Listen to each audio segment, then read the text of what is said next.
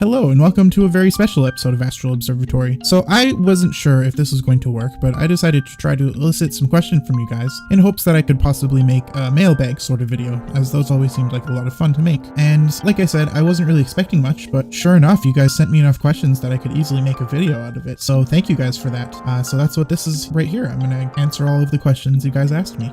Without further ado, let's get into the first one. The first question comes from Mevestis or Mevistos. In the spirit of October, why do you think that we've gone so long without seeing true horror themes and darker enemies like the Redead and the Poe, and do you think they'll return in Breath of the Wild too? That's a great question. I don't think it's anything Nintendo is doing on purpose. I think it's purely just multiple unfortunate tonal choices in a row. Ocarina of Time and Majora's Mask balance horror and spookiness with fantasy and whimsy pretty well. A perfect example is the first scene in Ocarina of Time after waking up as adult Link. Walking out into the ruins of Castletown and being immediately greeted by a bunch of creepy Redead is a nerve-wracking experience, especially if you go stop by Ganon's castle or go visit the Poe Collector before you leave. But then once you do leave and you enter Hyrule Field, you're immediately greeted with that heroic soaring musical score and the overflowing colors of Hyrule Field, and it's a completely contrasted feeling to what you were just experiencing in Castletown. Then you have Wind Waker, which had some spooky stuff but was mostly cheery. The last game with explicit horror elements was Twilight Princess, which was spooky and very depressing from start to finish. It makes sense that after it, they would probably want to go back to something relatively whimsical with Skyward Sword. I don't think that they went out of their way to avoid horror in Breath of the Wild. To the contrary, I actually think that Breath of the Wild is unnerving in its own way. It's just that the horror is a different kind of horror. Instead of,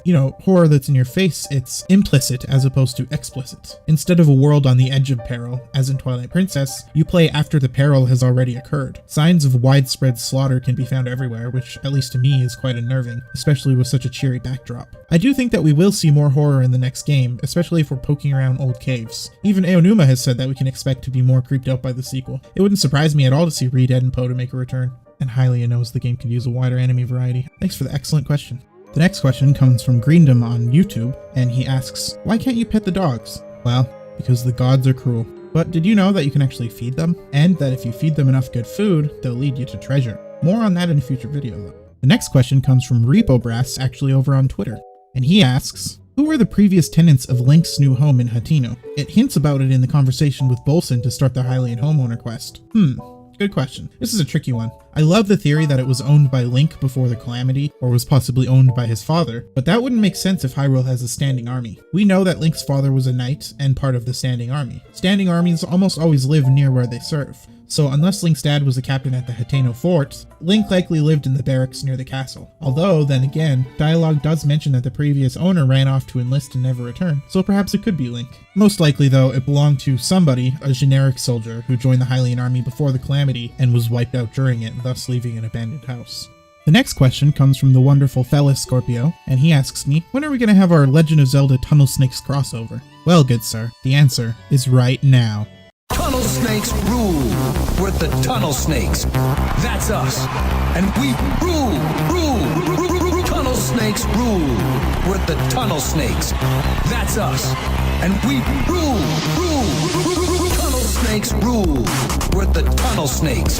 That's us. And we rule. Tunnel snakes rule. We're the tunnel snakes. That's us. And we rule. Tunnel snakes rule. We're the tunnel snakes. That's us. And we rule. And we rule. And we rule. And we rule. And we rule. And we tunnel snakes rule. We're the tunnel snakes. That's us. And we rule. The next question comes from Mr. Tyler Townsend over on Twitter, and he asks, favorite non-Zelda game? Ooh, this is a tricky one, so I'm going to cop out and give you two answers. Fallout 3 and Rome Total War. I've always liked Bethesda games. I loved Oblivion, and I put a lot of time into Skyrim, but something with Fallout 3 just clicked. I put a horrifying amount of time into that game, thousands of hours across the PS3, Xbox 360, and PC. I loved New Vegas as well, and I think that Fallout 1 and 2 are better games than Fallout 3, but they don't hook me the same way Fallout 3 does. I loved Fallout 3 so much that I designed a tabletop role-playing system for it, just so I could keep playing in the world after I finally got tired of the game itself. It was an obsession. Here, check out my handcrafted homemade character sheet. As far as Rome Total War goes, look, I am a university student currently, and I am studying for a history degree. That's not what I originally intended to go to university for. I originally intended to get into computer science, probably something in the video game industry, but I on a whim purchased Rome Total War for 99 cents on Steam, and it changed my life. I cannot overstate the effect that game had on me. I've always been mildly interested in history, but that game just did something to me to the point where I started obsessing over history. So while I think I enjoy Fallout 3 more, Rome Total War has had a bigger impact directly on my life than any other game has. So I don't know which of the two I could really pick. Thanks, Tyler. That was a good chance to gush about two wonderful games. Next up comes a question from the wonderful Nathan Sample on the old YouTubes, and he asks me, which Zelda character do you think would be the best to kiss on the mouth and vor?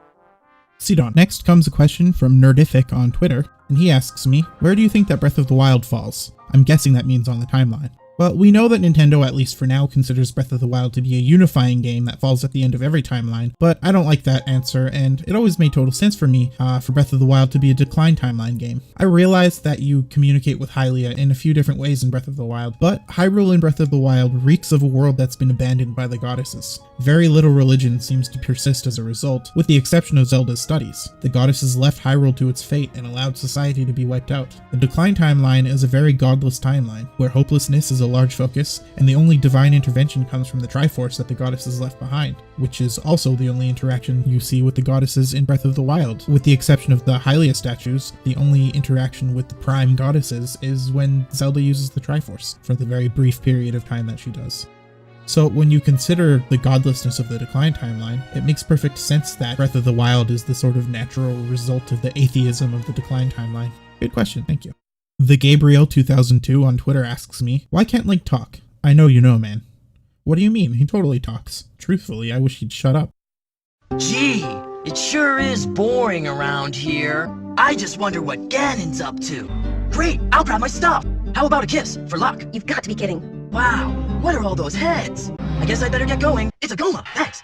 You're not afraid of dragons, are you? Of course not. Why'd you do that? I just need to forget it. You did not. I just asked for the kiss, huh? I won. So we're going to finish things off with this question because it was asked to me a long time ago and I would like to expound on it a little bit. James M, the Crazy Gamer Historian 1999, asks me, who's scarier and why, Demise or Calamity Ganon? Which is a pretty cool question, and it kind of ties into my answer about Breath of the Wild's Hyrule being scary in a different way. So, Demise or Calamity Ganon? I find Demise to be a much scarier individual. Calamity Ganon is kind of, well, not mindless, since he actively schemes to take over the divine beasts, but he feels sort of, I don't know, animalistic. He just kind of blindly comes at you and then turns into Pig Ganon, a literal animal. Calamity Ganon doesn't scare me any more than Volvagia or Star-Lord, and truthfully, I thought Twilight Princess Pig Ganon was creepier. Demise, on the other hand, has an aura of impressiveness to him. He has confidence, he walks with authority. Girahim, who is no slouch, is effortlessly absorbed by him and turned into a weapon. He's chock full of great one-liners and evil threats. Calamity Ganon's design is all over the place, whereas Demise is consistently designed and violent. He also has a solid villain laugh.